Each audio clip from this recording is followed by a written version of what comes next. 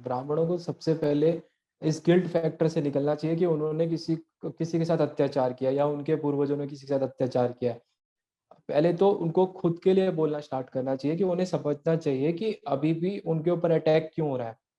क्योंकि उनको पता है, अगर वो अगर हमारे धर्म को अगर वीक करना है, तो अगर आप ब्राह्मणों को ही हटा दें या उनको ऑप्रेसर दिखा दें या उनके बच्चों में ये डाल दें, क्योंकि आप देखेंगे कि कई बार ब्राह्मण ही आपको ब्राह्मणों के खिलाफ बोलते हुए मिलेंगे, क्योंकि उनको शुरू से बताया जा रहा है कि भाई आपने अत्याचार किया, जबकि कोई ऐसा डेटा नहीं है जो इसको प्रूव कर सके कि उन्होंने ऐसा कुछ किया है। तो जाति आधारित जनगणना कोई रिजर्वेशन के लिए नहीं हो रही है।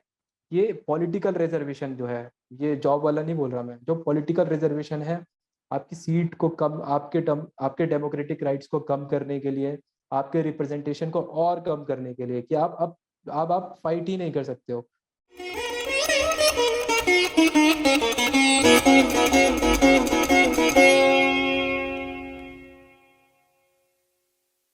मैं आज मतलब संगठन टॉप्स को मैं जो है धन्यवाद देना चाहूँगा कि उन्होंने मुझे इस पे बोलने के लिए बुलाया, क्योंकि ये ऐसा कंट्रोवर्शियल टॉपिक है जिस पे कोई भी नहीं बोलना चाहता और चर्चा तो कोई करना नहीं चाहता किसी के साथ जुड़ के, खास तौर पे मेरे साथ जुड़ के। तो ये मेरे को आइडिया आया था जब क्योंकि मैंने मास्टर्स और बैचलर्स दोनों ड्यू से की है जर्नलिज्म में। और जब मैं बैचलर्स कर रहा था तब से ही मैं एक ऐसे केसेस को जो है फ़ॉलो अप करता आया हूँ, जहाँ पर सिर्फ़ ब्राह्मण नहीं, जो भी ऐसा समुदाय है जिस पे सरकार ध्यान नहीं देती, जो कि अनरिज़र्व कैटेगरी होते हैं, उन पे जो अत्याचार हो रहे हैं और ख़ास तौर पे जो ब्राह्मणों पे हो रहे हैं, उसका सबसे बड़ा कारण है कि ये बोला जाता है कि ब्राह्मण जो है सिर्फ़ मंदिर में पुजारी बन सकते हैं, जिस वजह से उनको चाहे मिशनरी हो, चाहे कुछ भी और भी जो लोग हों, चाहे वो अम्बेडकराइट्स हों, वो टारगेट करते आए थे। तो एक था कि मेरे को जो दिखता था ग्राउंड पे, तो मैंने उनको फ़ॉलो अप करना स्टार्ट किया था। तो जब मैं अपनी मास्टर्स जब ड्यू से कर रहा था, तो हमारे में लास्ट सेमेस्टर में डिसर्टेशन सबमिट करनी होती है, जो कि एक रिसर्च पेपर होता है। तो मैंने एक टॉपिक अपने सर से मतलब चर्चा किया कि मैं जो है इस पे सबमिट करना चाहता हूँ, एट्रोसिटीज़ अगेंस्ट ब्राह्मिन्स पे। तो उन्होंने फिर मेरी बातों को सुना और मैंने उनको कुछ मतलब फैक्ट दिए, डेटा दिया, तो वो तैयार हो गए। उन्होंने भी ये बोला कि बहुत कंट्रोवर्शियल टॉपिक है और अगर आपके पास डेटा और फैक्ट नहीं होंगे तो ये एक्सेप्ट नहीं होगी और फिर जो है आपकी मास्टर्स जो है कंप्लीट हो पाए कि नहीं हो पाए। तो लेकिन उनको भरोसा था क्योंकि मैं बहुत पहले से काम करता आ रहा हूँ। तो मैंने इस पे काम किया करीब हमने इस पे 5 महीने काम किए थे और जब यूपी इलेक्शन चल रहा था तो उस टाइम पे जितनी भी खबरें चल रही थी पॉलिटिकल पार्टीज़ में कि ब्राह्मणों पे अत्याचार हो रहे हैं, तो उनको भी हमने ट्रेस किया था। उसके लिए हमने करीब 50,000 एफआईआर जो दर्ज हुई थी 6 महीने के अंतराल पे, 1 जनवरी 2021 से लेके 30 जून 2021 तक के बीच की जितनी भी एफआईआर यूपी में रजिस्टर्ड की गई थी ब्राह्मणों के द्वारा, उनको हमने ट्रेस किया और उससे फिर हमने यह पता लगाने का प्रयास किया कि कौन-सी जाति है और किस तरीके का मतलब अत्याचार उन पे हो रहा है, वो एफआईआर में क्या लिख रहे हैं। और इवन हमने कोर्ट केसेस जो कोर्ट तक जाता है, वो भी फ़ॉलो अप किया था। इसके अलावा हमने जिस पे बहुत कम चर्चा होती है, चित्पावन ब्राह्मण जो होते हैं, जो जेनोसाइड हुआ था नाथूराम गोडसे के जो गांधी जी का जो हुआ था उसके बाद जो भी जेनोसाइड किया गया था, उस पे हमने जो फैमिलीज़ थी जो उस टाइम पे अफ़ेक्टेड हुई थी, अ, उनसे बात की थी और उ उनको भी हमने इसमें मतलब उनका भी हमने इसमें रखा है और जो कई फैमिलीज़ जो उस वक़्त के वेस्ट पंजाब जो अभी पाकिस्तान में है, वो यहाँ माइग्रेट होके आए हुए हैं। उनसे हमने बात की थी कि उस टाइम पे एक महिला अपने बच्चे का नाम नाथूराम रखना चाहती थी। लेकिन क्योंकि देश का माहौल ऐसा था कि अगर वो उनका नाम ऐसा रख देती तो उनके बच्चे की जान जो है आफ़त में आ जाती, उन्होंने मुझे ऐसा बताया। और इस वजह से उन्होंने अपने बच्चे का नाम नाथूराम नहीं रखा, उनको बहुत पसंद नाम था ये, लेकिन जिस हिसाब से ब्राह्मणों के प्रति घृणा उस वक़्त फैल गई थी, तो उन्होंने वो रखने से मना कर दिया। कई लोगों के घर जला दिए गए महाराष्ट्र में और कई लोगों की हत्याएँ कर दी गई, जिस पे आज तक कोई बोल नहीं पाया, तो उसको भी हमने शामिल किया। फिर जो बिहार में एक दौर ऐसा आया था 1990 के दौरान, जहाँ पर उच्च जातियों के लोगों के खिलाफ जो है सामाजिक न्याय के नाम पर काफ़ी जो है द्वेष फैलाया गया और जिसमें आप देख सकते हैं कई सारे मैसेकर हुए, जिसमें भूमिहारों को घर से निकाल-निकाल के मारा गया और उनके गले काटे गए, तो उसको भी किसी ने आज तक डॉक्यूमेंट नहीं किया था, तो उसपे भी हमने उस पे बात की है और उनकी फैमिली से बात की और उनको डॉक्यूमेंट किया। और साथ में आपको पता है तमिलनाडु में जिस प्रकार से पेरियार के दौर में जो अत्याचार हुए हैं ब्राह्मणों में, वो भी हमने इसमें डॉक्यूमेंट किया कि कैसे पेरियार के जितने भी समर्थक थे, वो किसी भी ब्राह्मण को जब उसकी शिखा और जनेऊ के साथ देखते थे, तो वो जाके उनकी शिखा को काट लेते थे। और उनके समर्थक जो जितनी ज्यादा शिखा काट के लाता था ब्राह्मणों की, उसको पेरियार जी जो है उतना जो है इंडोर्स करते थे, या उतना जो भी देते हो जिस प्रकार से, तो चाहे गिफ्ट देते हो चाहे मनी देते हो, तो वो चीज किया जाता था। तो उसको भी हमने डॉक्यूमेंट किया है कि किस प्रकार से तमिलनाडु में, जो पेरियार का एक बयान भी है कि आपको अगर सांप दिखे या ब्राह्मण दिखे, तो आप ब्राह्मण को पहले मारो, सांप को बाद में मारो। तो इस प्रकार का जो हेट जो साउथ इंडिया में था, उसको भी हमने डॉक्यूमेंट किया है। और इसमें हमने कई सारी एफआईआर में, आपको फॉर एग्जांपल समझने में आप सबको आसानी होगी कि ब्राह्मणों के अत्याचार पे कोई क्यों नहीं बोलता और ये बोलने का विषय क्यों है। अभी एनसीआरबी का डेटा था, एससी एसटी एट्रोसिटी एक्ट का, तो उसमें 2021 में 12,500 एफआईआर रजिस्टर्ड की गई थी एससी और एसटीज के द्वारा, जिनकी कुल आबादी यूपी में करीब 23% है, अगर हम दोनों को मिला दें। तो मैं ये बोल रहा था कि मैं आपको आपको समझने में आसानी होगी कि एनसीआरबी का डेटा है, जहाँ पर वो उत्तर प्रदेश बेसिस पे है। तो वहाँ पर उत्तर प्रदेश में 2021 में एससी और एसटीज ने कुल 12,500 एफआईआर दर्ज कराई। और उसी के कंपेयर में हम 6 महीने, अगर हम पूरे साल का डेटा देखें, तो ब्राह्मणों ने 50,000 से ऊपर एफआईआर दर्ज कराई है। तो ब्राह्मणों की आबादी भी उत्तर प्रदेश में कम है और एससी एसटीज की आबादी भी ज़्यादा है, लेकिन अगर आप दोनों की एफआईआर को कंपेयर करेंगे तो करीब करीब 5 गुना ज़्यादा एफआईआर जो है ब्राह्मणों ने दर्ज कराई है यूपी में, उत्तर प्रदेश में। और अगर उसमें से करीब आप मान लीजिए कि 15 और 18% एफआईआर ऐसी हैं जो ब्राह्मणों ने ब्राह्मणों के खिलाफ कराई है, बाकी वो अदर कास्ट पे है। तो वो भी हमने दिखाया कि कौन सी जाति पे कितनी एफआईआर दर्ज हुई हैं। तो और अब आपने देखा होगा यूपी चुनाव पूरा जो है ब्राह्मणों पे अत्याचार के इर्द गिर्द घूमा था, तो वो एफआईआर से भी जस्टिफाई हो रहा था। मैं किसी सरकार को दोष नहीं दूंगा, लेकिन मैं बता रहा हूँ ये एक ऐसा मतलब टॉपिक है जिसपे कोई चर्चा नहीं करना करना चाहता। यहाँ पर अगर एससी एसटीज की एफआईआर 12,500 है, तो मीडिया उसको ऐसे प्रोजेक्ट करती है कि उन पे अत्याचार बहुत ज्यादा हो रहा है। और उसका फॉलो अगर आप फॉलो अप करेंगे उन केसेस का, कोर्ट केसेस में, तो कन्विक्शन रेट मुश्किल से 3-4% ही होता है उन केसेस में, क्योंकि वहाँ कंपनसेशन भी मिलता है। तो एफआईआर अगर कोई व्यक्ति नहीं भी कराना चाहता है, छोटा मोटा कोई डिस्प्यूट हुआ है, तो जब आपको कंपनसेशन मिलेगा तो आप जरूर जाएंगे एफआईआर कराने के लिए। लेकिन जहां पर आपको कंपनसेशन नहीं मिलता, उसके बावजूद अगर 50,000 एफआईआर ब्राह्मण करा रहा है जाकर, तो इस पे चर्चा होनी चाहिए। तो डिसर्टेशन पे हमने जो है इसी पे पूरा फोकस किया है कि अगर इतनी एफआईआर है, तो इस पे क्यों नहीं चर्चा की जा रही कि इतनी कम आबादी होने के बावजूद, अगर 10% आबादी है उत्तर प्रदेश में, लेकिन दलितों के कंपेयर में 5 गुना ज्यादा एफआईआर दर्ज करा रहे हैं, तो इस पे बात क्यों नहीं करता मीडिया। दूसरा, मैंने इसमें कई डेटा इंक्लूड किए हैं, जैसे कि आंध्र प्रदेश में एक डिस्ट्रिक्ट है जो जहाँ पर जो है करीब करीब 65% जो ब्राह्मण है वो बिलो पॉवर्टी लाइन के नीचे जी रहे हैं। और आपको पता है कि फ्रांकोइस गुटियर जी की एक बुक थी, उसमें उन्होंने बताया था कि जो दिल्ली का पटेल नगर है, वहाँ पर करीब करीब 50% जो रिक्शा पुलर्स हैं, जो जो रिक्शा चलाते हैं, वो ब्राह्मण जाति से आते हैं। हमने ड्यू में, अपने ड्यू में जो सिक्योरिटी गार्ड्स होते हैं, उनका हमने खुद ही सर्वे किया था। 45% सिक्योरिटी गार्ड ब्राह्मण जाति के थे। तो इस पर क्यों नहीं चर्चा होती। सुलभ शौचालय आप देखते होंगे दिल्ली में, अगर आप उनकी लिस्ट देखेंगे, तो उसमें आपको करीब करीब 70 या 60% जो एम्प्लॉयज मिलेंगे जो शौचालय को साफ कर रहे हैं, वो ब्राह्मण है, सिर्फ एक जाति से हैं। तो इस पर क्यों नहीं चर्चा की जाती। अगर ये बोला जाता है कि दलित जो है निम्न वर्ग का काम कर रहे हैं, तो अगर आप सुलभ शौचालय का अगर आप डेटा निकालेंगे, तो उसमें आपको दिखेगा कि एक जाति के लोग, जो ब्राह्मण जाति के लोग हैं, वो 60% लोग काम कर रहे हैं। तो इन सब चीज़ों को हमने इंक्लूड किया है पूरे उसमें। और इस वजह से अभी होपफुली जो है हमारी जो दिल्ली यूनिवर्सिटी में जो डिसर्टेशन है वो एक्सेप्ट हो गई है। लेकिन ये सारी चीज़ें हैं, इस पे कोई बोलने को तैयार नहीं है। अभी आपने देखा होगा किसान आंदोलन हुआ था, वहां पर एक व्यक्ति को सिर्फ इसलिए मार दिया गया क्योंकि उससे ये जलाकर मार दिया गया क्योंकि उससे ये बोला गया कि आपकी कम्युनिटी का पार्टिसिपेशन इसमें कम है। मतलब वो ब्राह्मण समुदाय से आता था, उसको मार दिया गया कि आपकी कम्युनिटी ने इसमें सपोर्ट नहीं किया है। अगर यही चीज दलित के साथ होती, मैं नहीं कहता कि होनी चाहिए किसी के साथ, तो आप ये देखिए कि मीडिया उसको किस तरीके से उठाता।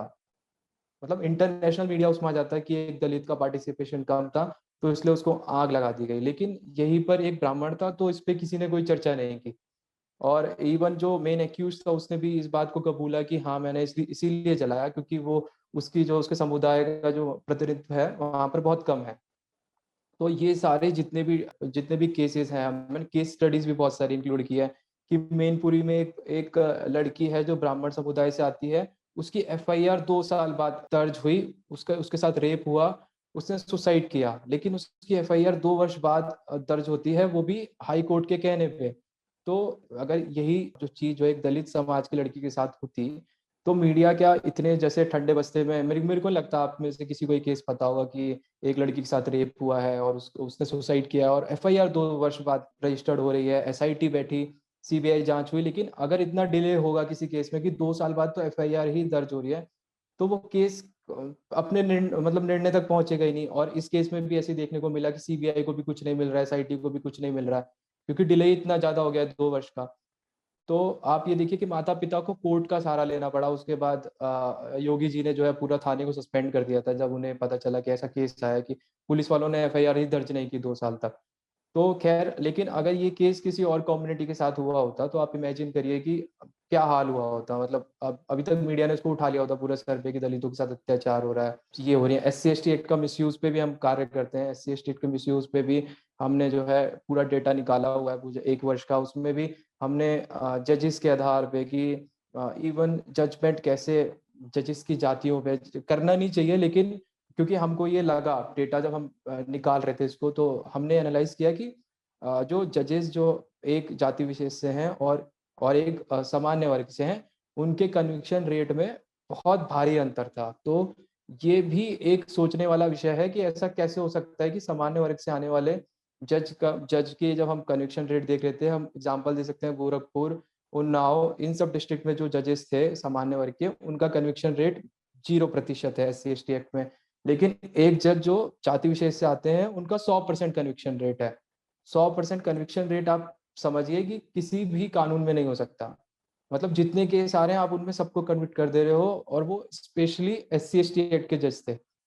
तो इसको भी हमने उसमें रेज किया है कि ऐसे कैसे हो सकता है कि 100% ही अब उसको देखना होगा कि वो हाई कोर्ट में केसेस जाते हैं, अपील होती है, तो उसका क्या नतीजा रहता है। और सबसे पॉपुलर केस आप सबने देखा होगा विष्णु तिवारी जी का, जिनको जो है 20 वर्षों के बाद जो है हाई कोर्ट ने बरी किया था। वो भी जो है, उनका भी हमने इंटरव्यू किया था, उनकी केस स्टडी भी हमने इसमें इंक्लूड की है कि विष्णु तिवारी जी बताते हैं कि वो जब जेल में थे तो उनको उनकी शिखा जो वो शिखा रखते थे, उसकी वजह से उनको मारा पीटा जाता था। जो जेलर था वो उनको जाति सूचक गालियां देता था। इवन जो एसएचओ था उसने जो है झूठ, मतलब बिना मेडिकल रिपोर्ट के चार्जशीट दाखिल की, उसमें भी जाति का कैसे एंगल है वो भी हमने लिखा है। इवन हमने इंटरव्यू भी उनका पूरा डाला हुआ है। उन्होंने बताया कि उनकी जाति की वजह से ही जो पूरा उनको 20 साल, जो बिना निर्दोष थे वो उनको 20 साल बिना किसी बात के जेल में रहना पड़ा। इवन एक बार भी उनको बेल नहीं मिली। तो इस पर कोई क्यों नहीं बात करता? अगर हम इस पे बात करने जाते हैं, क्योंकि ऐसा लोगों ने ऐसा पूरा पूरा एक सिनेरियो बना दिया है, या पूरा ऐसा एक माहौल बना हुआ है देश में कि ब्राह्मण अत्याचारी है, उनका अत्याचार नहीं हो सकता। तो आप ये सोचिए, अगर मैं किसी को ये बताने जाऊंगा कि विष्णु तिवारी को उसकी शिक्षा के लिए जेल में प्रताड़ित किया जा रहा था, ह्यूमन राइट वायलेशन हो रहे थे, और वो खुद बता रहा है कि उसकी जाति की वजह से, क्योंकि एसएचओ उस जाति का था जिस जाति की महिला ने एससी एसटी एक्ट लगाया, तो उसने उसको झूठा फंसा दिया। तो ये बिलीव करना लोगों के लिए मुश्किल हो जाएगा कि ऐसा होता है।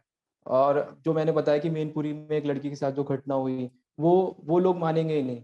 वो बोलेंगे कि आप मेरे को एफआईआर की कॉपी, अगर यही चीज आप दलित का लिखेंगे तो वो बहुत आराम से मान लेंगे। तो ये जो चीज बन गई है हमारे समाज में, इसमें सबसे बड़ी जो आप बोलेंगे कि मेन स्ट्रीम मीडिया जो है उसने पूरा हेट क्रिएट किया है, और उसी ने पूरा जो है ब्राह्मणों को जो एक ऑप्रेसर्स दिखाया है। इवन अगर आप ये सोचिए कि जो जेनोसाइड्स जो हुए हैं बिहार में, जो मैं बता रहा था आपको, घरों से निकाल के 40-40 भूमिहारों को, जिनको ब्राह्मणों का स्टेटस प्राप्त है बिहार में, उनको घरों से निकाल के उनके गले काट दिए जाते हैं, पेट फाड़ दिए जाते हैं, और हमारे देश में उस पर चर्चा ही नहीं होती है कि ऐसा कोई जेनोसाइड भी हुआ था। चित्पावन ब्राह्मणों का जेनोसाइड होता है, उस पर कोई चर्चा ही नहीं होती कि उनका कोई जेनोसाइड हुआ था, उनके घर जला दिए गए। नाथूराम नाम नहीं रखने दिया जाता था, नाम रख लेंगे तो मार दिया जाएगा। और अभी मैंने आपको बताया कि आंध्र प्रदेश के कई कई जिलों में 65% ब्राह्मण जो है जो बिलो पॉवर्टी लाइन सस्टेन कर रहे हैं। यूपी के आप किसी भी टेम्पल में चले जाइए, मध्य प्रदेश के किसी भी टेम्पल में चले जाइए, मंथली इनकम जो पंडित और पुजारी हैं उनकी 150 रुपये से अधिक नहीं है। तो ये इन सब चीज़ों पे क्यों नहीं चर्चा होती है? और अगर मैंने जैसे डिसर्टेशन डाला, मैंने तो नहीं लिखा था मैं डिसर्टेशन में क्या है, लेकिन फिर लोगों ने मुझे ट्रोल करना स्टार्ट कर दिया कि आप ऐसा लिख कैसे सकते हो? मतलब उन्होंने बोला कि आप अपने दिमाग का इलाज कराइए, आप मानसिक रूप से विकलांग हैं, आप इस पे बात कैसे कर सकते हैं? तो उसी को हमने पूरी डिसर्टेशन पे जो है हमने पूरा फोकस दिया है कि, और सारा हमने केस स्टडीज डेटा यूज़ किए हैं और जो इंसिडेंट सही में हुए हैं उनको यूज़ करके पूरी जो है डिसर्टेशन हमने तैयार किया है। और जैसे ही यूनिवर्सिटी से हमको मिल जाएगा मैं खुद उसकी पीडीएफ पब्लिक कर दूंगा। और मुझे पता है कि ये लोग जब इसको पढ़ेंगे तो उनका दिमाग खुलेगा और उनको पता चलेगा कि किस तरीके से ब्राह्मणों पर भी अत्याचार हो रहे हैं, उस पर भी बोलने की आवश्यकता है।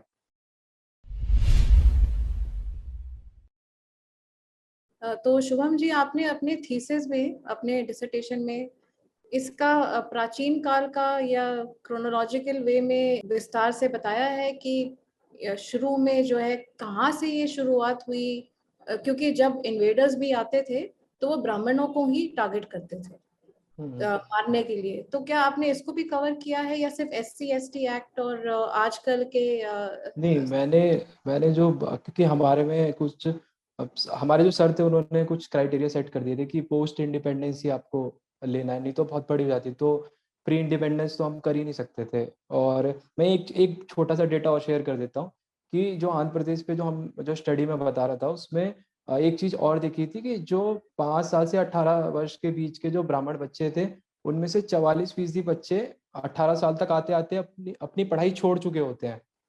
तो आप देखिए कि एक समुदाय के आंध्र प्रदेश पे स्टडी करना बहुत ज़रूरी है। वहाँ पर जो स्थिति ब्राह्मणों की है, वो बहुत दयनीय है कि 44% बच्चे जो है अपनी 10वीं की परीक्षा भी नहीं दे पा रहे हैं और वो पढ़ाई को छोड़ दे रहे हैं। उसका बड़ा कारण ये है कि जो अभी स्कीम्स जो गवर्नमेंट चला रही है, उसमें आप देखेंगे चाहे वो रिज़र्वेशन हो, चाहे वो हमारे अगेंस्ट में लॉज़ हों, चाहे स्कॉलरशिप स्कीम्स हों, कोई भी आप स्कीम देख लीजिए, वहाँ पर सबसे जो लास्ट पंक्ति में आपको व्यक्ति दिखेगा वो सामान्य वर्ग का व्यक्ति दिखेगा। और अगर 44% बच्चे जो है 18 वर्ष की पहले आयु से पहले ही स्कूल छोड़ दे रहे हैं, तो आप उस समुदाय की स्थिति का आकलन करिए कि हाँ, सरकार उस पर क्यों नहीं ध्यान दे रही है। और अगर उस पे कोई बोलना चाहता है तो उसको सारे लोग आके ट्रोल कर देते हैं कि आपने ये बात कर क्यों दी। और शुभम जी, ये जो SC/ST एक्ट में जो FIRs आपने स्टडी किए हैं, ये ज्यादातर धनी ब्राह्मणों के ऊपर करते हैं, लोअर वर्ग से, या फिर बराबर के होते हैं स्टेटस में, उसमें आपस में केस करते हैं? तो किस प्रकार का पैटर्न देखा है आपने? देखिए, ये धनी ब्राह्मण का जो कॉन्सेप्ट है, ये ग्राउंड पे काम नहीं करता। और आप उत्तर प्रदेश के किसी भी उसमें चले जाइए, राज्य में चले जाइए, आपको मुश्किल से 2-3% ब्राह्मण ही मिलेंगे जो सही में धनी है। आप ग्राउंड पे चले जाएंगे तो हमने बहुत केस कवर किए हैं जहाँ प्रधानमंत्री आवास योजना में भी उनको इंक्लूड नहीं किया जा रहा है, क्योंकि प्रायोरिटी दी जाती है ओबीसी, SC/ST और वुमेन्स को। तो अगर ऐसा हो रहा है कि आप अभी रीवा में भी घटना हुई थी कि एक घर गिरा और 5 ब्राह्मणों के बाद कच्चे, मतलब आप यूपी में जाके देखिए ग्राउंड में ब्राह्मण बस्तियों में वो अभी भी जो है छप्पर में रह रहे हैं। अभी भी जो है, ठीक है, जो बलवान है उस पे कभी कोई केस नहीं करता है, या होता भी है तो पुलिस जो है उस पर एक्शन नहीं लेती है। तो मैं SC/ST एक्ट का भी डेटा बता देता हूँ कि सबसे ज्यादा SC/ST एक्ट जो है यादवों पे लगते हैं। आप देखेंगे अकेले 40% यूपी का मेरे पास है, अकेले 40% SC/ST यादवों पे लगे। ब्राह्मण और अपर कास्ट जो है वो उस पे कम से कम 10-15% केस ही लगते हैं, सबसे अधिक ओबीसी पे लगते हैं। एक उसका कारण ये भी है कि ओबीसी की बस्ती जो है दलितों की बस्तियों के पास में रहती है, तो इनके बीच में होता है मनमुटाव। तो जो एट्रोसिटीज एक्ट से भी अगर आप देखेंगे कि ब्राह्मण अत्याचार करते हैं, अगर आप एक्ट का डेटा देखेंगे तो हर डिस्ट्रिक्ट में 1% 2% एट्रोसिटी एक्ट ही ब्राह्मणों पे लग रहे हैं। आप देखेंगे तो ओबीसी समुदाय के लोगों पे सबसे ज्यादा लग रहे हैं। और SC/ST एक्ट आया क्यों था? SC/ST एक्ट इसलिए आया था क्योंकि साउथ की जो स्टेट्स थी वहां पर ये बोला जाता था कि ओबीसी जो है दलितों पर अत्याचार कर रहे हैं, इस वजह से प्रेशर बनाया गया था। तब जो है SC/ST एक्ट जो है कांग्रेस सरकार लेके आई थी। और तो आप डेटा भी इसको सपोर्ट करता है, ऐसा नहीं है। तो जो इनकी ये थ्योरी है कि एट्रोसिटी सबसे ज्यादा ब्राह्मण कर रहे हैं या अपर कास्ट के लोग कर रहे हैं, तो इनका डेटा ही सपोर्ट नहीं करता, क्योंकि जो लॉ लॉ लॉ आपने बनाया आप उसी से जज करेंगे ना कि कितने केसेस उस कम्युनिटी के आपके ऊपर हो रहे हैं। ऐसे थोड़ी ना कोई ट्वीट कर देगा तो आप उसको मान लेंगे। तो जब उनके समुदाय के लोग ही नहीं कर रहे हैं केस उन पे, तो ऑप्रेसर वाली ये जो इमेज लेके आए हैं ये इमेजिनरी अपने आप में, ग्राउंड पे ऐसा नहीं। लेकिन अगर आप सोशल मीडिया पोस्ट देखेंगे, आप जो है अम्बेडकराइट्स ग्रुप्स में जाएंगे या व्हाट्सएप ग्रुप में जाएंगे, तो आप देखेंगे कि जो हेट है वो सिर्फ एक जाति के लिए सबसे अधिक है, वह है ब्राह्मण। आप देखेंगे कि ब्राह्मण पाखंडवाद फैला रहे हैं ब्राह्मणों ने। अब ऐसी ऐसी थ्योरी ले आएंगे मनुस्मृति की, जो मनुस्मृति में लिखी नहीं है कि अगर शूद्र वेद पढ़ लेगा तो उनकी आंखों और कानों में शीशा पिघला के डाल दिया जाएगा। तो ये अपने आप में खुद से बनाते हैं ऐसे श्लोक और डाल देते हैं उस पर, फिर गाली आपको दिन रात जो है ब्राह्मणों के अगेंस्ट मिलेगी। जो आप 50,000 FIR आप देख रहे हैं, वो इन सब का ही रिजल्ट है कि सोशल मीडिया पे जो हेट फैलाई गई है और उस पर कोई भी कंट्रोल नहीं किया गया, और ऊपर से लॉज ऐसे बना दिए गए हैं अगर आप उनको जवाब देने जाएंगे तो आप ही जो है जेल चले जाएंगे, इसलिए कोई बोलता भी नहीं है।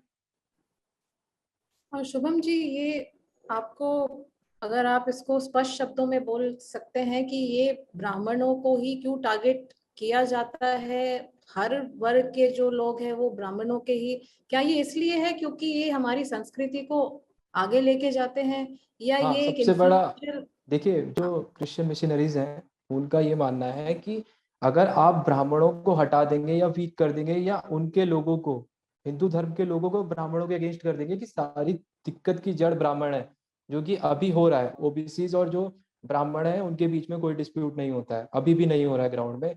अभी जो डिस्प्यूट, जो अगर सही बोला जाए, जो मैं खुद एनालाइज करता हूँ, वो कथित अम्बेडकरवादी दलित, सनातनी दलित नहीं, जो अम्बेडकरवादी दलित हैं, वो सिर्फ और सिर्फ ब्राह्मणों के अगेंस्ट में लड़ाई होती है। आप दिलीप मंडल, फॉर एग्जांपल दिलीप मंडल का एग्जांपल देता हूँ आपको, आपने देखा होगा दिलीप मंडल को ट्विटर पे।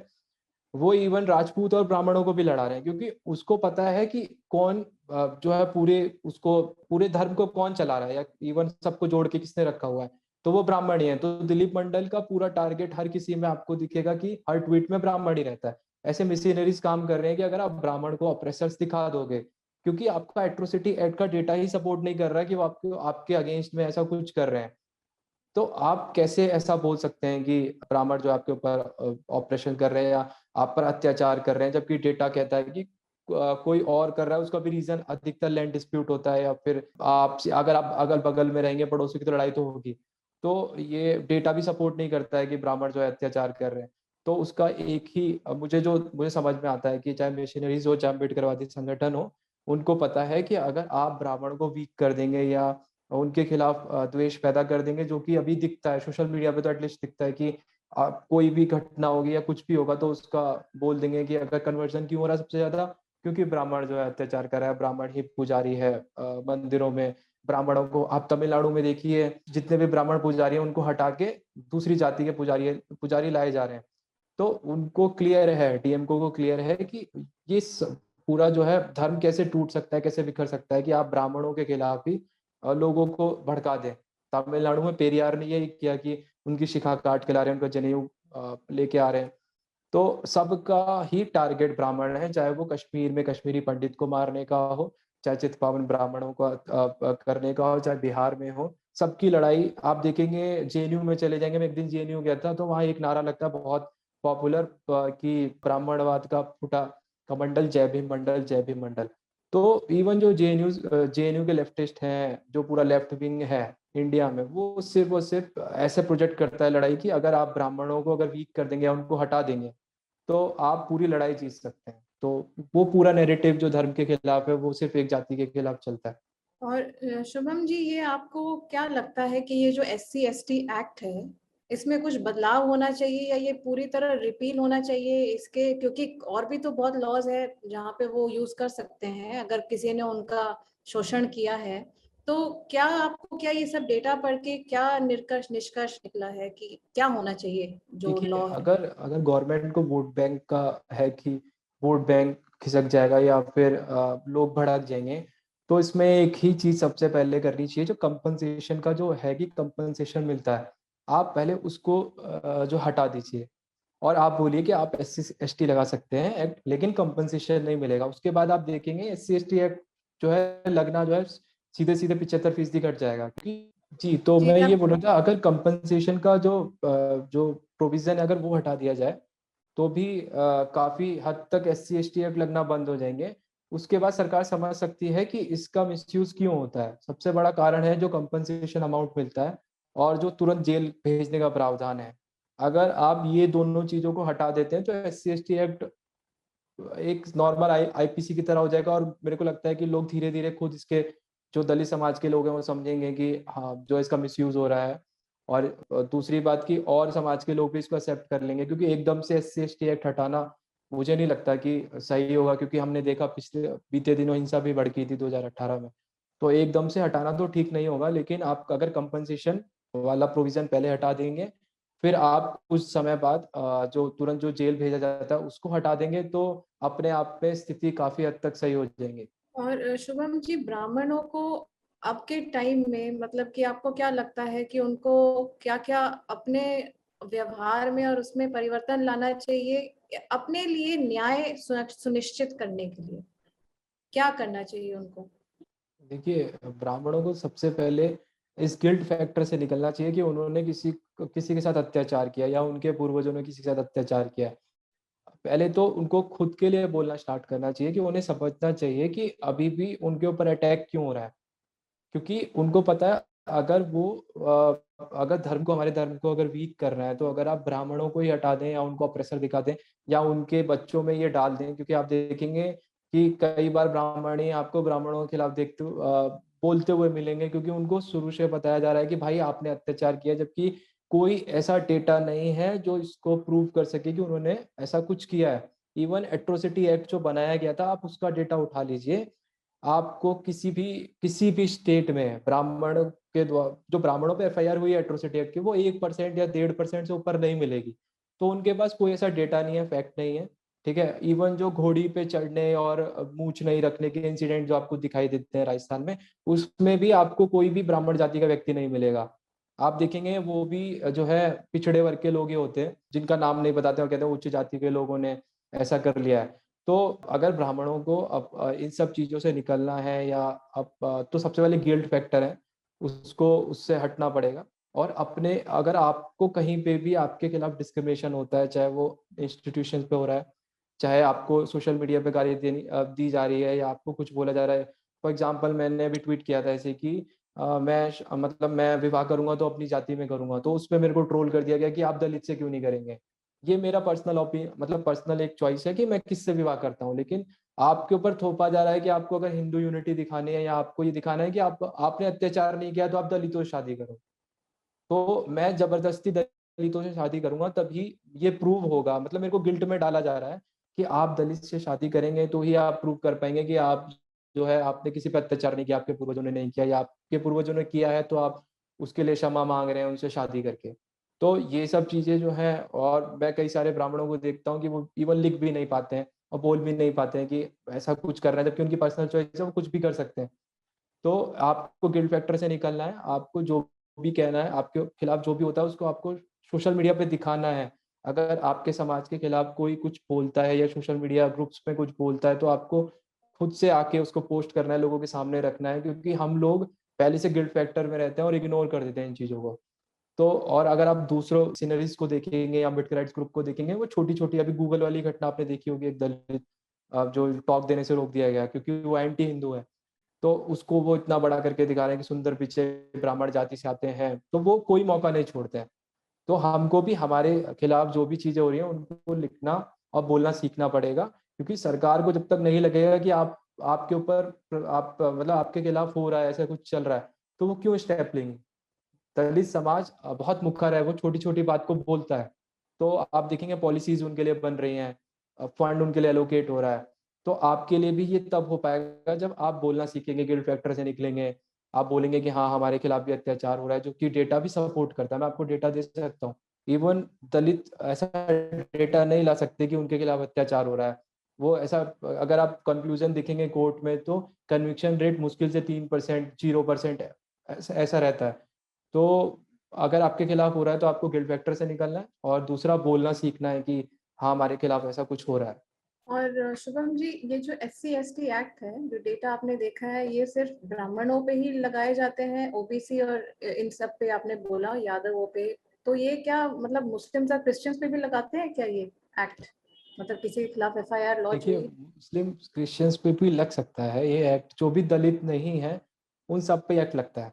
तो मुस्लिम्स और क्रिश्चियंस पे भी लगता है, लेकिन मैंने बहुत कम, मतलब बहुत कम केस देखे हैं, आप बोल सकते हो कि देखे ही नहीं है एक तरह से, जहाँ किसी मुस्लिम्स पे लगाया जा रहा हो। क्रिश्चियंस की तो आप छोड़ दीजिए कि उन पे एक्ट लग रहा हो।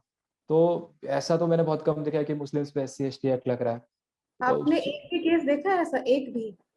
मैंने क्रिश्चियन का तो नहीं देखा, मुस्लिम्स का लेकिन देखे हैं, मतलब क्योंकि मैं कवर करता हूँ तो मेरे को दिख जाते हैं।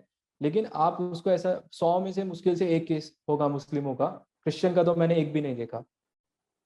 तो आप देख सकते हैं कि क्रिश्चियनों पे क्यों नहीं लगता या मुस्लिम्स पे क्यों नहीं लगता, क्योंकि उनका जो टारगेट है, जो SC ST एक्ट है, वो आया ही इसीलिए था ताकि हम हिंदूज को डिवाइड कर पाए जातियों में। और अब इसका मिसयूज आपको पता है कि इतने बड़े लेवल पे होता है कि इवन आप अगर मतलब ऑफ कैमरा बात करेंगे किसी से तो लोग डरते हैं हायर करने में, कि कल को अगर मेरा ड्राइवर दलित है और मेरी उससे बहस हो जाएगी, या मेरी काम वाली दलित है, तो वो मुझे SC ST एट्रोसिटी एक्ट में फंसा सकते हैं। तो करीब लाने की बजाय इसने जो है डिवाइड बहुत बड़ा कर दिया है। और इस पे हमको बोलना पड़ेगा, क्योंकि दलित भी हमारे भाई हैं, और जो सनातनी दलित हैं उनको भी ऐसा फील होता है फिर कि डिस्क्रिमिनेशन हो रहा है उनके साथ में।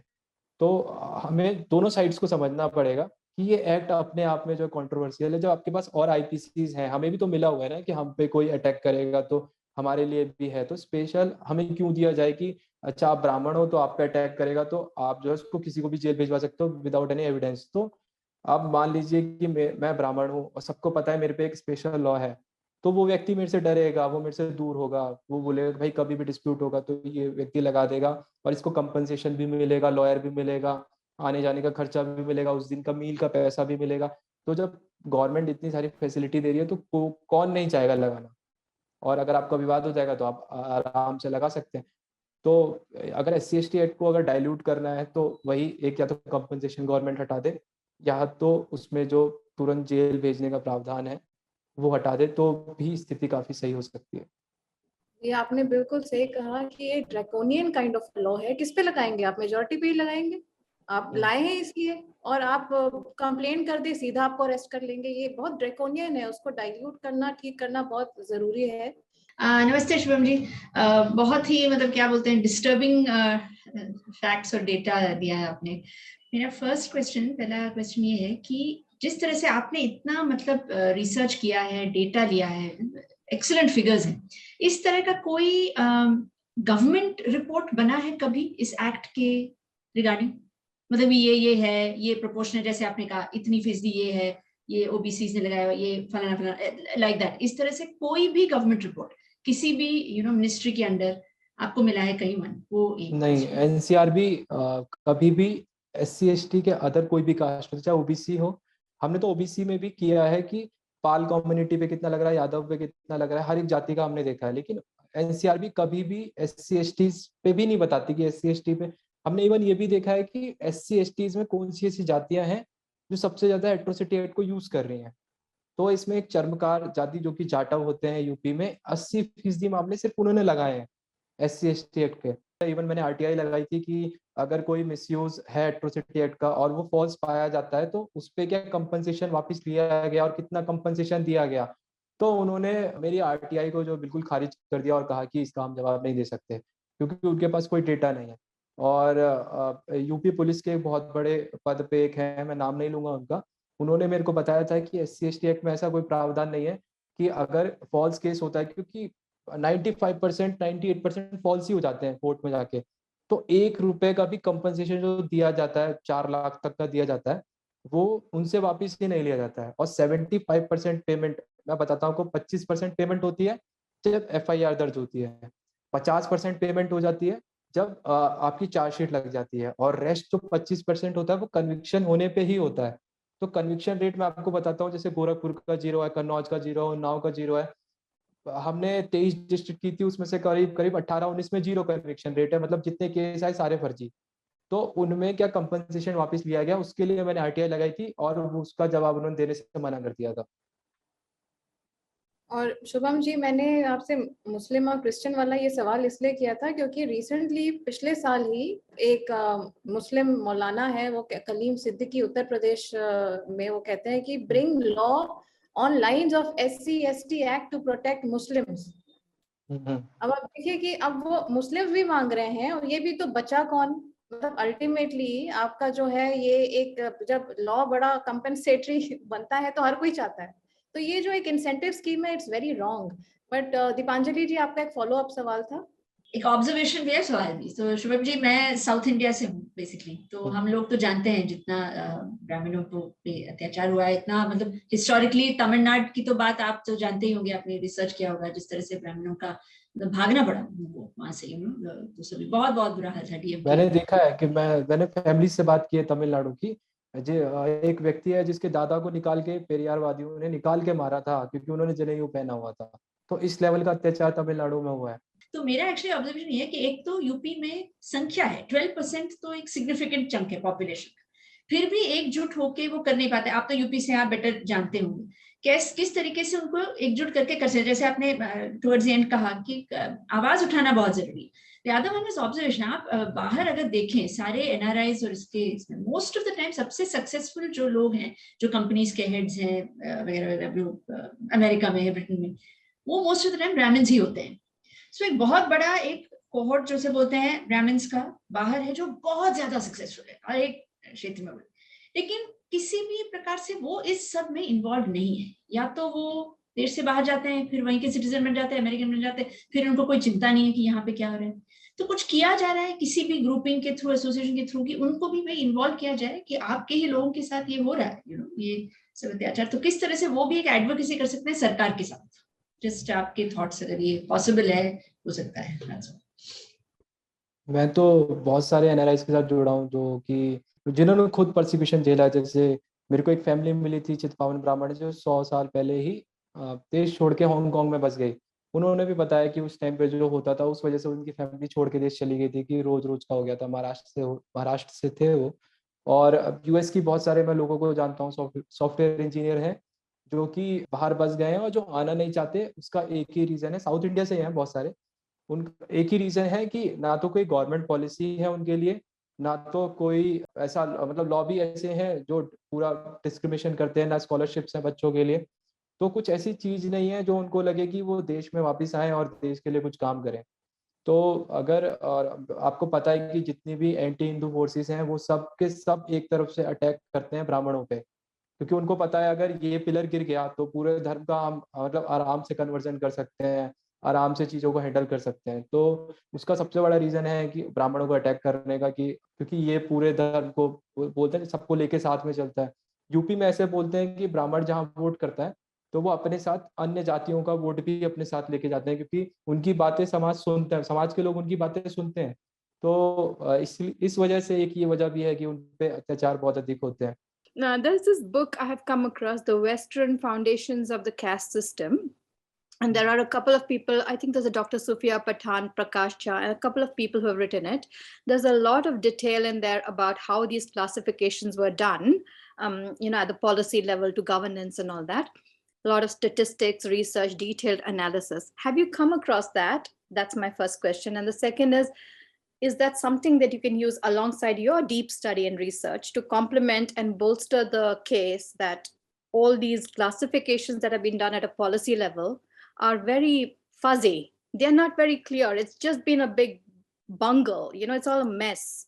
I don't know whether that's going to be helpful for you to collaborate with those researchers. So yeah, your thoughts on that, please. Thank देखिए, you. सूफिया पठान का तो मैंने नाम सुना है और Mhm. थोड़ी बहुत उनकी वीडियोस भी यूट्यूब पे देखी हैं, तो उनका काम तो बहुत अच्छा है इस पे. लेकिन बाकियों के जो आपने नाम बताए उनका मैंने कोई काम ना देखा है ना पढ़ा है, तो उनके बारे में तो नहीं पता. और दूसरा, पॉलिसी लेवल पे मुझे नहीं लगता कि अभी तक कुछ काम हुआ है. इवन हमारे पास जो बात हम कर रहे हैं कि एट्रोसिटीज हो रही है ब्राह्मणों के खिलाफ या अपर कास्ट के खिलाफ हो रही है, तो उस पे ना गवर्नमेंट इंटरेस्टेड है, ना कोई थिंक टैंक जो इतने सारे हैं वो इंटरेस्टेड है.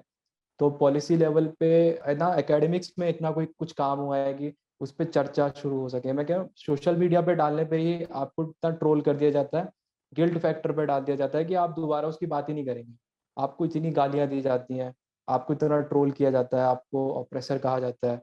तो मुझे नहीं लगता एक बार कोई बात कर लेता होगा तो वो लॉन्ग टर्म इस पे काम कर पाता होगा. और पॉलिसी तभी बन सकती है जब आम लोग चर्चा करें, जब सरकार को लगे या जो बाबू जो बैठे हुए हैं सरकार में, उनको लगे कि आम लोग इस पे चर्चा कर रहे हैं। अभी क्या धारणा बनी हुई है मेन स्ट्रीम मीडिया, क्योंकि कोई भी मंत्री हो बनने के बाद या बाबू बनने के बाद मुझे नहीं लगता ग्राउंड पे कोई जाता होगा, वो मेन स्ट्रीम मीडिया उठाता है या न्यूज़पेपर उठाता है, पढ़ता है, वहाँ पढ़ेगा कि दलित को घोड़ी पे नहीं चढ़ने दिया गया, दलित को मूंछ नहीं रखने दी गई, या SC/ST एक्ट का कोई भी केस आता है वो बोलेगा कि ऐसा हुआ, अत्याचार हुआ, मंदिर में नहीं घुसने दिया गया। और जब अगर आप उसका बैकग्राउंड चेक करेंगे तो सारे केस फर्जी होते हैं, वो सारे के सारे केस फर्जी होंगे। घोड़ी पे चढ़ने वाला केस भी फर्जी होगा, मूंछ रखने वाला केस भी फर्जी होगा, उसमें किसी में भी ब्राह्मण का कोई योगदान नहीं होगा। तो वो बाबू या कोई बहुत बड़ा जो रिसर्चर है वो उसको रोज पढ़ रहा होगा, तो उसके दिमाग में कभी ऐसा आएगा ही नहीं कि वो इस पे काम कर सके कि ब्राह्मणों पर अत्याचार हो रहा है, क्योंकि ग्राउंड पे तो वो जाता नहीं है। मैं आपको कह रहा हूँ कि यूपी में आप चाहे या गवर्नमेंट सर्वे करा लें, पक्का घर और जो कच्चा घर जो होता है, आपको सबसे अधिक ब्राह्मण मिलेंगे जिनके पास पक्का घर नहीं है, और जिनको मना कर दिया जाता है। कई फैमिलीज मेरे को ऐसी मिली जिनको हमने जो सोशल मीडिया के माध्यम से घर दिलवाए हैं प्रधानमंत्री आवास योजना में, तो उनको ये बोल के रिजेक्ट किया गया कि आप तो ब्राह्मणों बनवा लोगे। तो ये धारणा जब बाबुओं में है जो बैठे हुए हैं जिनके हाथ में पूरी पॉलिसीज हैं, और जब सरकार ही ऐसे मान के चलती है कि प्रधानमंत्री आवास योजना का पहला हकदार SC/ST है, मतलब घर देने में, पॉलिसी बनाने में, स्कॉलरशिप देने में, सब देने में वो जाति तय कर देती हैं और आपसे एक्सपेक्ट करती हैं कि आप ये मत बोलो कि आप ब्राह्मण समाज से आते हैं। और शुभम जी, अदिति का एक और उस क्वेश्चन का पार्ट था, वो कह रहे हैं कि बहुत सारे ऐसे स्कॉलर्स हैं जो कास्ट पे लिखते हैं, चाहे वो SN बालगंगाधर हो। मैंने पढ़ा था कि उनके साथ कोलैबोरेशन के लिए अगर आप उनसे कम्युनिकेट कर पाए, कोई उनको भेज पाए, क्योंकि आपके पास डेटा तो बहुत है, मतलब वो उस रूप से भी कह रही पूछ रही थी। वो मेरी 2-3 लोगों से बात चल रही है, अगर वो हो जाती है तो हम करते हैं उनके साथ का। शुभम जी, आपकी हमें टॉक बहुत अच्छी लगी। आपको ऐसा नहीं लगता कि हम लोग जब ये बात करते हैं कि यहाँ के ब्राह्मण, वहाँ के Brahmin, Kashmiri Pandit, we have to come together as हम हिंदू हैं, हम लोग उस पर बात ही नहीं करते। और ब्राह्मणों के लिए हम लोग का खुद का हिंदुओं का भी, और किस हद तक ब्राह्मणों का उसमें योगदान है हम नहीं जानते। अब जैसे हम लोग के धर्मगुरु हैं जिनको सेक्स स्कैंडल में उन्होंने अंदर किया हुआ है, वो लोग तो उनको इसीलिए किया है मिशनरीज ने, क्योंकि जहां जहां पे अब आसाराम जी हैं या नित्यानंद जी हैं और भी देखें, वहां वो लोग उनकी कन्वर्शन में बाधा बन रहे थे, और हम लोग उस बात को देखते ही नहीं है। इवन जो न्यूज आती है सेक्स क्राइम्स की, आप देखें क्या है, पुरोहित नहीं है, पंडित फाउंड डूइंग दिस, और नाम होगा किसी मौलवी का या किसी क्रिश्चियन का, करता कोई और है। तो हम लोग उस बात पे कभी कोई बात ही नहीं उठाते। सबसे पहले तो उन्होंने बोला कि ब्राह्मण की जगह हिंदू बनना चाहिए। देखिए, आपकी सरकार जो है, देखो, बनने से किसी को प्रॉब्लम नहीं है, लेकिन आपको अगर हर मौके पर, हर जगह पर ये पिन पॉइंट करके बताया जाएगा, एडमिशन लेने पे, आपको जॉब लेने में, स्कॉलरशिप देने में, अगर बच्चे को बार बार बताया जाएगा कि आप इस समाज से आते हैं इसलिए आपको पॉलिसी नहीं मिलेगी, तो वो तो अपने आप को आइडेंटिफाई ही करेगा। दूसरा, हिंदू समाज की, मुझे नहीं लगता कि हिंदू समाज ऐसे सरवाइव कर सकता है कि हम सब लोग अपनी अपनी जातियों को भूल जाएं और बोले हम हिंदू समाज से आते हैं। ऐसा हो पॉसिबल ही नहीं है। ये एक आइडियल वर्ल्ड है जिसकी हम कल्पना करते हैं, लेकिन ऐसा पॉसिबल नहीं है। हिंदू धर्म की सुंदरता ये है कि हमारे यहाँ 4 वर्ण हैं, वो लोग जो है अपने आप में प्राउड फील करें। मैं कह रहा हूँ कि किसी के साथ डिस्क्रिमिनेशन नहीं होना चाहिए जाति के आधार पे, लेकिन आप ये बोल दें कि आप, क्योंकि देखिए, अभी भी जो भी पूरे धर्म को जो बचाते आए हैं, चाहे वो श्लोक हो, चाहे स्मृतियां हो, चाहे पुराण हो, उसमें बहुत बड़ा क्रेडिट है ब्राह्मणों का। आप उसको डिनाई नहीं कर सकते। जो परंपरावादी ब्राह्मण होता है उसके दिल से उसका मंदिर के साथ जुड़ाव होता है। आप जब उसको हटा देंगे, से तमिलनाडु में आप हटा रहे हैं और आप एक प्रोफेशन बना देंगे कि भाई आपको सैलरी मिलेगी, या आप क्रैश कोर्स कर लीजिए गवर्नमेंट का 10 महीने का, और हम आपको पुजारी बना देंगे, कॉम्पिटिटिव एग्जाम आप इसको बना देंगे, तो भगवान के प्रति जो भावना होगा, जो होगी भगवान के प्रति भावना, वो उसमें नहीं रहेगी, उस पुजारी में नहीं रहेगी जो कि बचपन से पढ़ता आ रहा है। तो जातियों के आधार पर डिस्क्रिमिनेशन नहीं होना चाहिए। लेकिन ऐसा बोलना कि सब लोग ऐसा बोलते हैं, वैसे बोलते हैं कि हिंदू बनना चाहिए। क्या ब्राह्मण हिंदू नहीं है? क्या जो यादव है वो हिंदू नहीं है? क्या कोई और जो गुर्जर समाज का व्यक्ति है वो हिंदू नहीं है? हिंदू देखिए सब है, और 4 जो वर्ण है उसकी सुंदरता को हमें समझना चाहिए और उस पर गर्व करना चाहिए, डिस्क्रिमिनेशन नहीं करना चाहिए।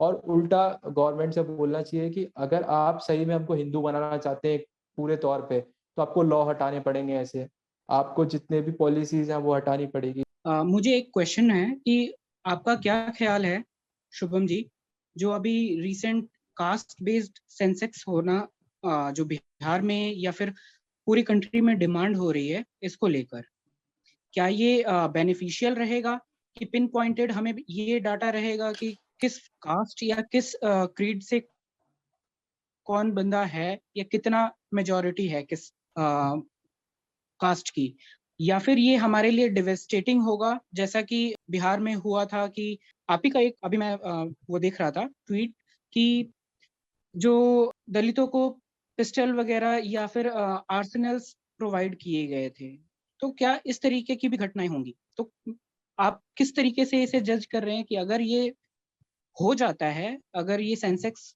होता है, तो फिर किस तरफ मूव करेगा, ये डायरेक्शन इसका क्या? देखिए, जो जाति आधारित आधारित जो जनगणना कराई जा रही है, उसका सिर्फ एक ही मोटिव है कि आपके डेमोक्रेटिक राइट्स जितने हैं उसको मिनिमाइज किया जाए।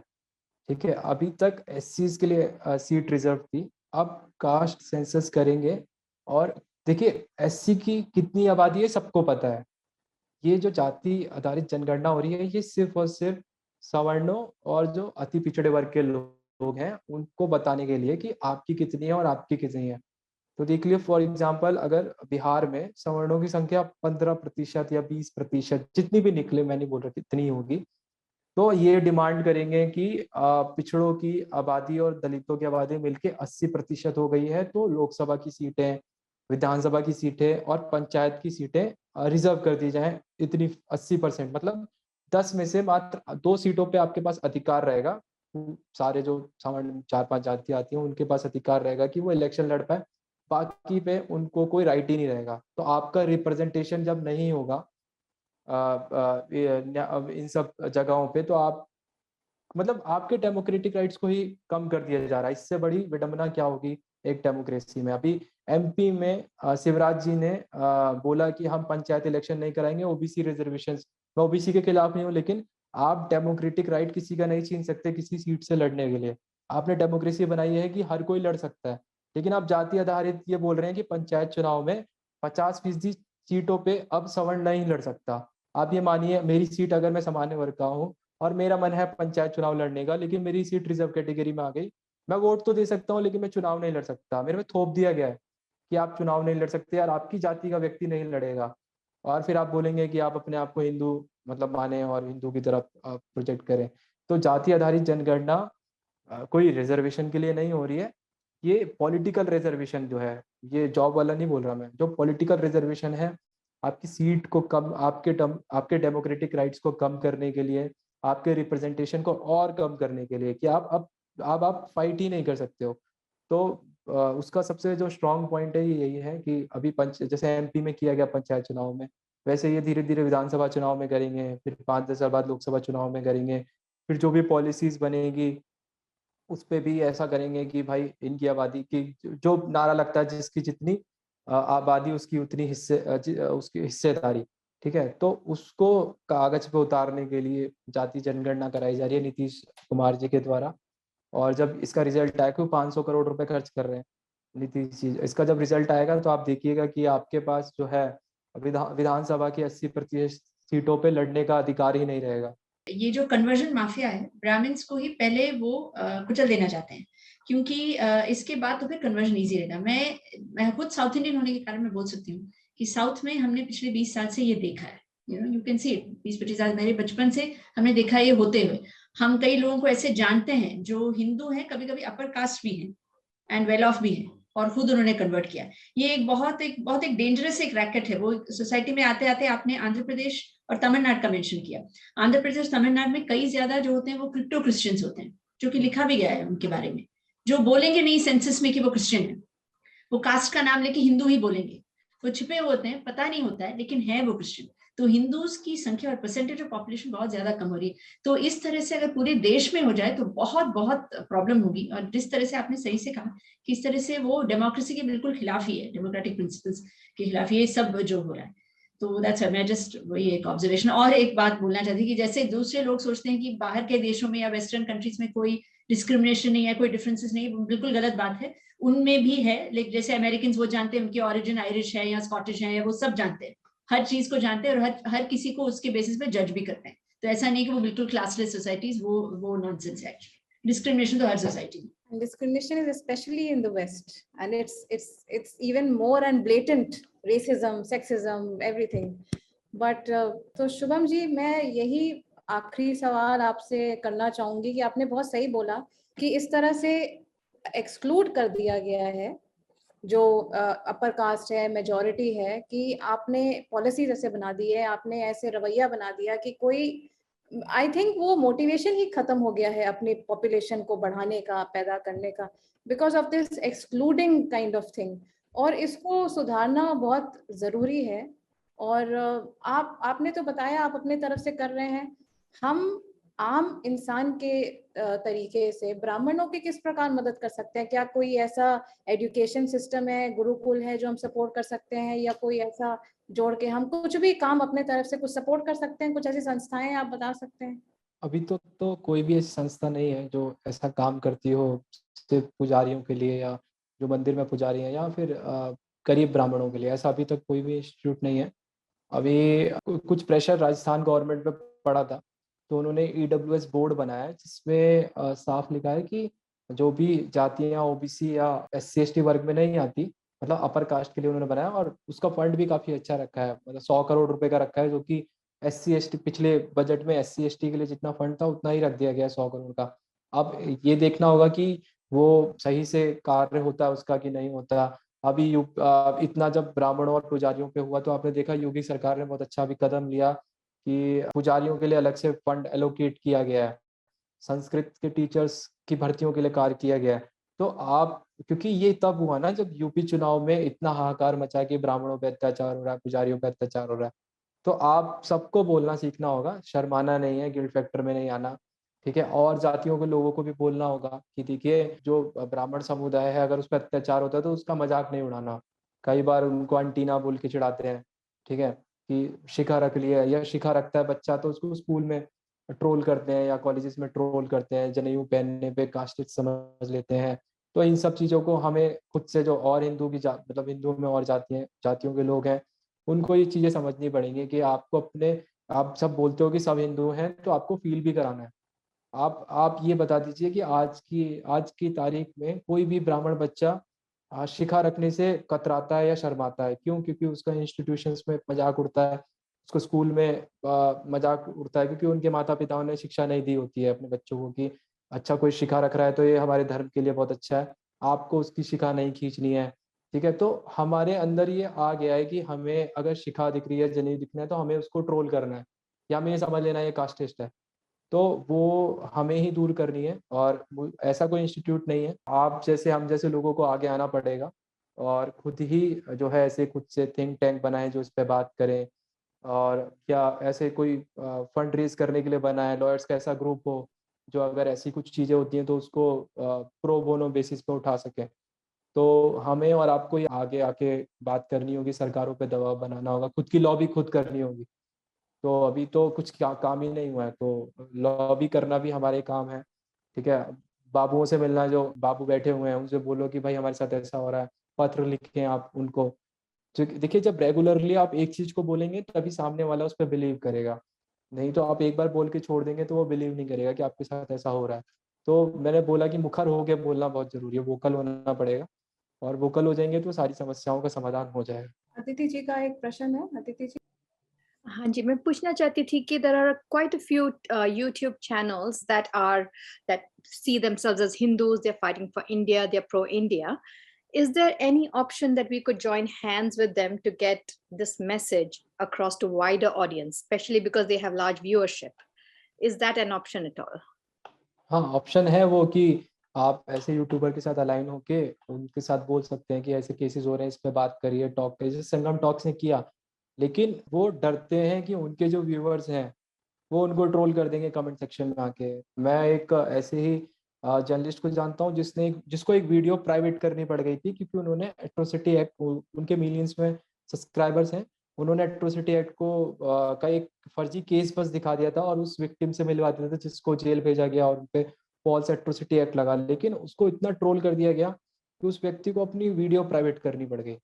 तो जो अन्य हिंदू हैं ब्राह्मणों के अलावा, उनको भी ये समझना पड़ेगा कि हमें साथ में मिलकर काम करना पड़ेगा। सारे हिंदू भाई हैं, और यूट्यूबर्स को भी भरोसा होना चाहिए कि भाई हम ऐसा कुछ टॉक करेंगे, ऐसी कोई बात करेंगे, ऐसा कुछ उठाएंगे तो उनको ट्रोल ना होना पड़े या उनको कोई गाली ना दे, स्पैम ना करें। तो ऐसा भी वो कार्य कर सकते हैं, उनको भी दिखता होगा। अगर आप बोलेंगे तो वो यूट्यूबर खुद से ही, जब उनको दिखेगा बार बार कि इस पे बात हो रही है, चर्चा हो रही है, तो वो खुद से ही इस पे चर्चा करने लग जाएंगे। और हम उनसे बातचीत भी कर सकते हैं और टॉक भी ऑर्गेनाइज कर सकते हैं। आप अपने कॉलेजेस में कराएं, कॉलेजेस में सेमिनार कराएं, वहाँ पर बच्चों को जागरूक करें। मेरा एक ऐसा कॉलेज है, मैं दिल्ली यूनिवर्सिटी के दिल्ली स्कूल ऑफ जर्नलिज्म से पढ़ा हुआ हूँ, अभी मेरी मास्टर्स खत्म हुई है। मेरा एक ऐसा कॉलेज है जो सही मायने में प्रो ब्राह्मण है, या उसके जितने भी बच्चे हैं या जितने भी बच्चे जर्नलिज्म की पढ़ाई कर रहे हैं, मेरे जूनियर हो गए या मेरे क्लासमेट हैं, उनका माइंडसेट है ऐसा कि हाँ ऐसा हो रहा है, क्योंकि वो सारे मेन स्ट्रीम मीडिया में जाएंगे। तो हमारा फोकस था, हमारा फर्स्ट ईयर से ही फोकस था, मैंने इंजीनियरिंग छोड़ के जर्नलिज्म ज्वाइन की थी, तो मेरा शुरू से ही फोकस था कि मेन स्ट्रीम मीडिया को हमें ऐसा बनाना है जो सत्यता दिखाए, या उसमें जो भी जर्नलिस्ट बैठे हुए हैं अभी वो एक तरफा बात करते हैं तो वो बात ना करें। तो अभी तक मुझे लग रहा है कि ये लोग जब जाएंगे मेन स्ट्रीम मीडिया में और ये जब पावर में आएंगे तो कुछ चीज़ें अच्छी होंगी। तो मैं अपने स्तर से तो काफ़ी काम कर रहा हूँ, तो वो यूट्यूबर्स भी, उनसे भी बात करेंगे। और क्योंकि आप बोलेंगे, आप रोज बोलेंगे, रोज बात करेंगे, तो उन यूट्यूबर्स को भी लगेगा कि हाँ इस पे टॉक करनी चाहिए।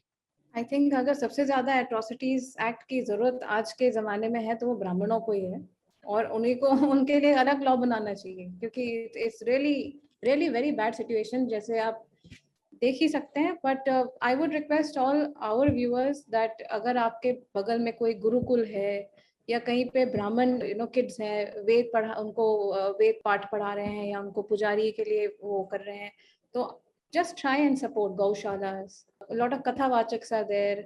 We can just do some donations here and there so that at least they have a strong union to fight somehow. I think that's what हम कर सकते हैं as common people. और अभी पीछे भी शुभम जी आपने देखा होगा, बागेश्वर धाम के जो कथावाचक थे, जो हेड हैं, उनको ट्रोल वो किया गया था। थोड़ा पीछे, हाँ, और उन्होंने बोला हम अछूत आदमी है, हमें मत छुइए। सन्यासी को आप वैसे भी नहीं छू सकते, कुछ परंपराएं होती हैं, कुछ रिवाज होते हैं, तो वो पीछे हट के वो खुद को बोल रहे थे। अब उनके ऊपर तो पिटी कर दो, वो खुद को ही बोल रहे हैं पर उनको जो है उनके ऊपर ये वो चढ़ गए। और उन्होंने बहुत अच्छा किया कि अपनी वीडियो रिकॉर्डिंग्स रखी है पुराने कथाओं के, जहाँ वो खुद बोल रहे हैं हम अछूत हैं, हम अछूत हैं, अपने आप को बोल रहे हैं। हमें तो मत छुओ। हाँ, हमें मत, तो आप सन्यासियों को वैसे भी नहीं छू सकते जब तक वो आपको परमिशन ना दें। तो कुछ होते हैं ना, हर चीज आप सेक्युलरिज्म, डेमोक्रेसी, ये सब आप कथावाचकों पे ही थोपना चाहते हैं, चाहे मौलवी और प्रीस्ट कुछ भी बोल लें। उनको उनको टारगेट इसलिए किया गया था क्योंकि उन्होंने उससे 1-2 दिन पहले ये बोला था कि वो अब आदिवासियों के एरिया में जाके कथा करेंगे और कोई दान नहीं लेंगे, कोई दक्षिणा नहीं लेंगे, फ्री में जितने दिन कथा चलेगी उतने दिन भंडारा होगा, सब कुछ होगा। तो उसके बाद जितनी मिशनरीज हैं वो लगे, उन्होंने ये बोला हुआ था कि दलितों और इनका कन्वर्जन सबसे ज्यादा हो रहा है, तो हम उन्हीं के एरिया में जाके राम का नाम लेंगे और उनसे कोई पैसा नहीं लेंगे।